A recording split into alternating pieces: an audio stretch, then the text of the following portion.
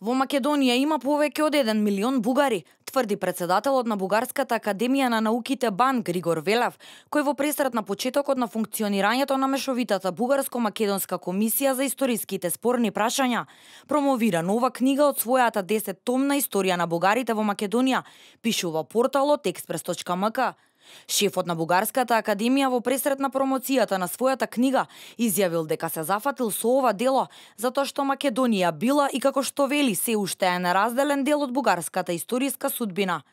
Според пишувањата на делот медиумите, Велев, кој што ќе има директна улога во формирањето на комисијата, која што ќе треба да ги надмине историските спорови меѓу Македонија и Бугарија, смета дека повеќе од 2 милиони и 500 илјади бугари во денешна Бугарија имаат крвна врска со граѓаните на Вардарска и Егејска Македонија. Го пишувам ова дело затоа што 7 милиони и 500 илјади бугари, 1 милион и 100 илјади вардарски бугари и 250 илјади егејски бугари имаат заеднички генетски код и затоа што силата и духот на нацијата се во криза, а политичката елита е безродна и туѓа на националните идеали и кауза. Ова е последна во низата провокативни изјави кои доаѓаат од бугарски историчари, академици и политичари и покрај подпишувањето на договорот за добрососедство меѓу Македонија и Бугарија.